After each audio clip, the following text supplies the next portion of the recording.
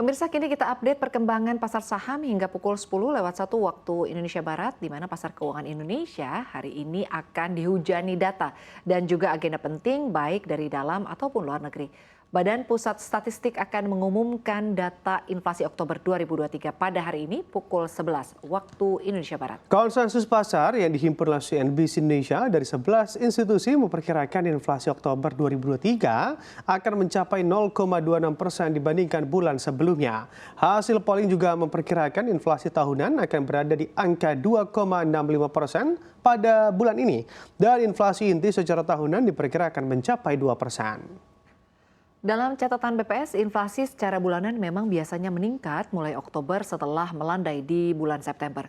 Sepanjang periode 2018 sampai dengan 2022 atau 5 tahun terakhir, inflasi Oktober secara bulanan mencapai 0,08%. S&P juga akan mengumumkan aktivitas manufaktur untuk sejumlah negara mulai dari Indonesia hingga Amerika Serikat. Sebagai catatan untuk periode September 2023, PMI manufaktur Indonesia ada di angka 52,3. Indeks jauh lebih rendah dibandingkan pada Agustus 2023 yang tercatat di angka 53,9. Indeks PMI pada September adalah yang terendah dalam 4 bulan terakhir. Meski melandai, PMI manufaktur Indonesia sudah berada dalam fase ekspansif selama 25 bulan terakhir. Jika PMI Indonesia kembali jeblok, maka ini harus menjadi alarm karena bisa menjadi sinyal perlambatan pertumbuhan ekonomi. Australia, Jepang, China, Amerika Serikat hingga negara-negara Eropa juga akan merilis data manufaktur pekan ini. Aktivitas manufaktur negara-negara tersebut menjadi penting karena merupakan negara tujuan ekspor Indonesia. Mayoritas negara-negara tersebut mencatat perbaikan aktivitas manufaktur pada September lalu. Aktivitas manufaktur Amerika Serikat bahkan sudah mampu kembali ke zona ekspansif. Dan hari ini, CSIN juga akan mengumumkan data aktivitas manufaktur China untuk bulan Oktober.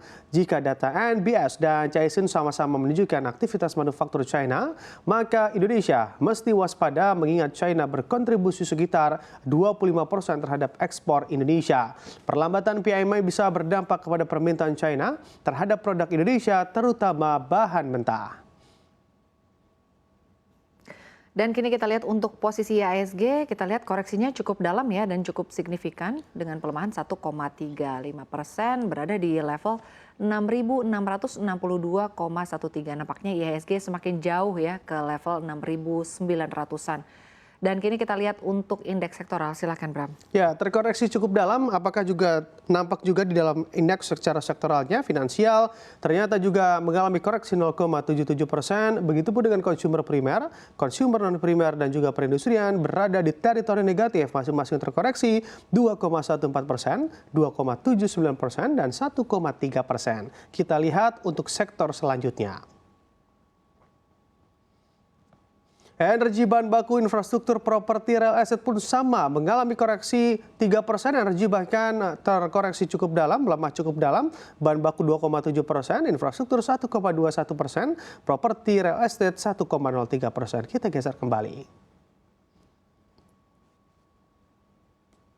Teknologi transportasi logistik dan juga kesehatan mengalami koreksi juga. Hampir seluruhnya atau seluruh sektor di pagi hari ini mengalami koreksi. Teknologi terkoreksi 0,35%, transportasi logistik terkoreksi 1,91%, kesehatan terkoreksi cukup dalam yaitu 3,76%. Kita lihat juga secara nilai tukar kita terhadap sejumlah mata uang lain sekaligus terhadap dolar. Nilai tukar rupiah pemirsa langsung ambruk terhadap dolar Amerika Serikat pada pembukaan peragangan di hari ini, di mana rupiah jeblok di tengah sikap wait and see investor menunggu sederet data penting di hari ini.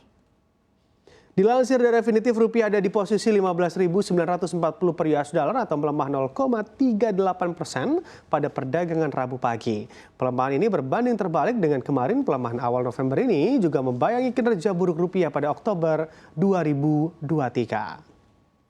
Kini kita lihat untuk posisi rupiah berada di zona pelemahan, melemah 0,42% di 15.946 rupiah per 1 dolar Amerika Serikat.